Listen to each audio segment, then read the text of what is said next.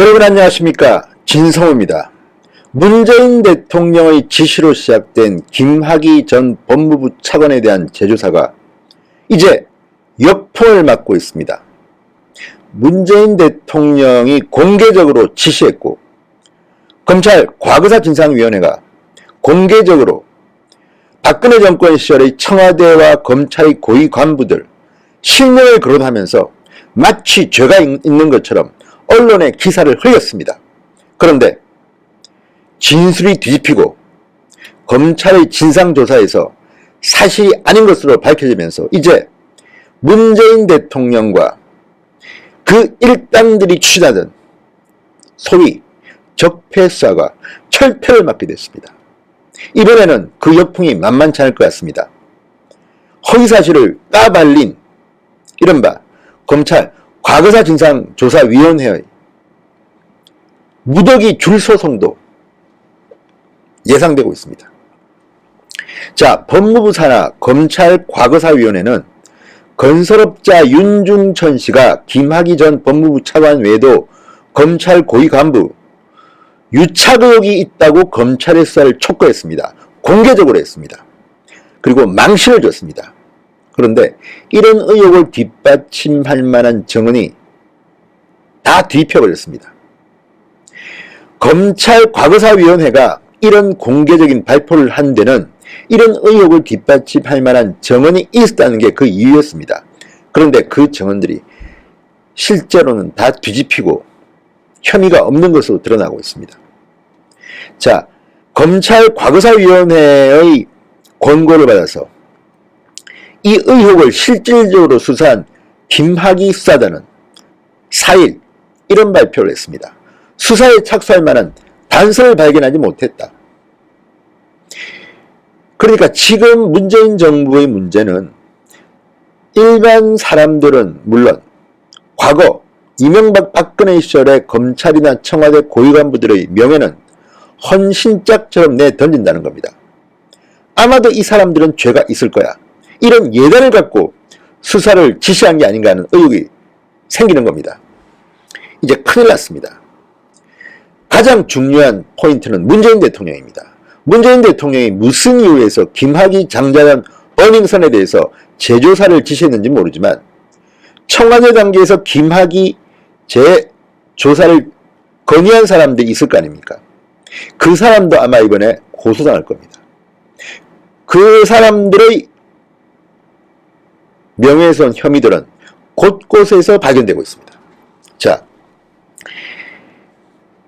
구체적으로 김학의 수사단 수사를 해보니까 말짱황이더라. 정언도 다 뒤집히더라. 그런데 왜 검찰 과거사위원회는 이런 권고를 한 것일까요? 자, 검찰 안팎에선 과거사위원회가 정언으로 제기한 의혹을 수사단이 물정으로 깼다는 말이 나옵니다. 과거사위가 정언으로 제기한 의혹을 수사단이 물정으로 깼다. 법치국가에서는 물정이 중요합니다. 자, 이제 과거사위원회 관련자들은 당시 검찰 간부들에 의해서 줄줄이 소송을 당할 것으로 보입니다. 이미 일부는 고발했고 곽상도 전 민정수석은 문재인 대통령을 포함해서 다 법적 대응을 하겠다고 이미 입장문을 냈습니다. 귀추가 주목됩니다. 자, 하나하나 제가 설명해 드리겠습니다. 과거사위원회는 지난달 29일 김학의 전 차관 사건 관련 재조사 결과를 발표했습니다. 그러면서 2013년 수사 당시 수사팀이 봐주기를 했다고 주장을 했습니다. 당시 서울중앙지검장, 지금 윤석열이가 앉아있는 그 자리입니다. 박근혜 정권의 서울중앙지검장이었던 한상대 전 검찰총장, 3차장 검사였던 윤갑근 전 대우고검장 등에 대한 수사가 필요하다고 촉구했습니다. 공개적으로 촉구했습니다. 또 박충근 전 춘천지검 차장검사와 윤 씨의 유착 의혹이 앞선 경찰 수사 기록에서 확인되는데도 이에 대해서는 수사가 이루어지지 않았다, 이렇게도 밝혔습니다. 자, 과거사위원회가 이처럼 이런 주장을 한 데는 윤중천 씨와 윤 씨의 운전기사 증언이 근거가 됐다고 합니다. 윤 씨는 대검 진상조사단 조사 과정에서 한상대에게 돈을 준 사실이 있다고 했고, 윤 씨의 운전기사는 윤 전 고검장이 별장에 온 적이 있다고 증언했다고 합니다. 과거 사위 관계자는 조서로 남아있는 게 아니고 이런 증언은 최초로 신뢰관계를 쌓아가는 과정에서 진술한 것인데 검사들이 들으면서 기록한 게 있다 이렇게 말했습니다. 그러니까 구체적으로 확실한 물증이 없는 겁니다. 그냥 들었다는 겁니다. 최초로 신뢰관계를 쌓아가는 과정에서 진술했다. 이 무슨 말입니까? 한 사람의 인생이 망가질지도 모르는 사건을 이렇게 얼렁뚱땅 공개적으로 말해버립니까? 자, 그런데 실제로 수사관이 수사했더니 구체적인 증거가 부족했습니다. 첫째, 윤중천 씨의 휴대전화 전화번호부에는 한상대 전 총장과 윤 전 고검장의 연락처조차 없었습니다. 통화 내역도 찾을 수 없었다고 합니다. 그런데도 이 두 사람을 엮어놓은 겁니다. 자, 윤 씨 운전기사도 수사관에서 진술을 뒤집었습니다.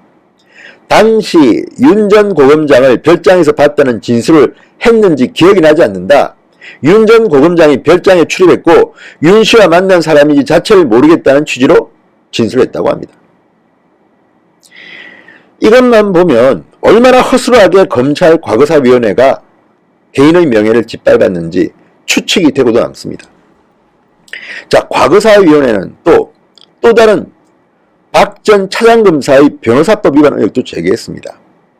수임료, 윤 씨가 소유한 사건의 수임료 일부를 리베이트로 지급한 정황이 있다는 것인데 이것도 박 전 차장과의 주장과는 별개로 지난해 10월 13일 공소시효가 완성됐다고 합니다. 이 돈의 성격을 놓고는 진술조차 엇갈리고 있습니다.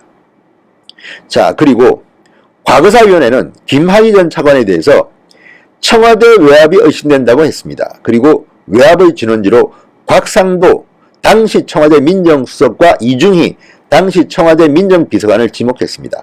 공개적으로 했습니다. 그런데 이것도 관련자 진술이 뒤집혀버렸습니다. 자, 수사관은 대검 진상조사장 면담 보고에서 경찰 질책과 수사 외압이 있었다는 것을 전해들었다고 진술한 청와대 근무자를 조사했는데요. 이 청와대 근무자는 수사단 조사에서는 이렇게 말했답니다. 대검 진상조사단 면담에서 그런 취지의 진술을 한 사실이 없다. 그러면 이 청와대 근무자는 이런 진술을 한 사실이 없는데 왜 검찰의 과거사위원회는 이렇게 거짓말로 사람을 잡으려 했던 겁니까? 정말 알다가도 모르겠습니다. 대통령 지시가 그렇게 무섭습니까?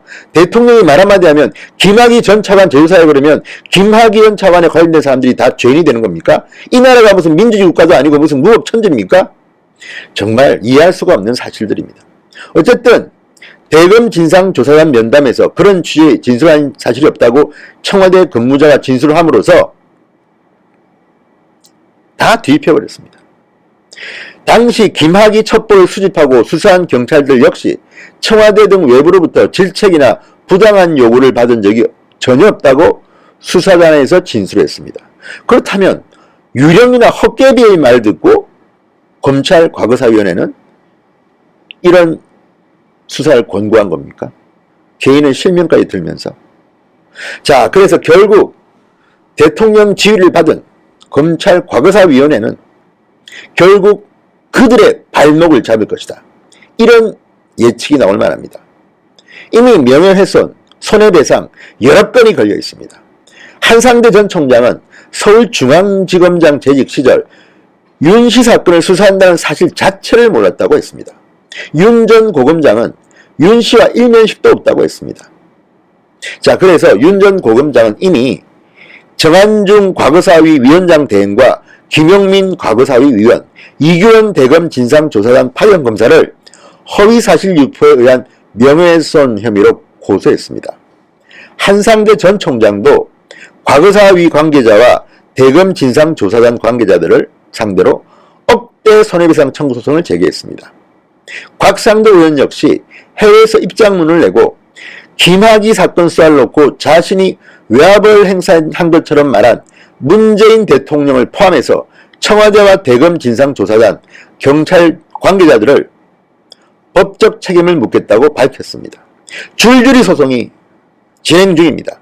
또 더 진행될 겁니다. 게다가 아직 끝 안 났습니다. 수사기관의 언론 플레이를 적폐라고 하면서 정작 과거사위원회는 의혹만으로 표의 사실을 공개적으로 흘렸습니다. 망신주기를 했습니다. 이 부분도 피의 사실 공표와 관련해서 또 다른 법적 다툼, 소송이 예상돼 있습니다. 아무튼 대통령 말 한마디에 놀아났던 대검 과거사위원회와 관련자들은, 청와대 경찰 관계자들은 이번에 아마 된 소리를 말 것 같습니다.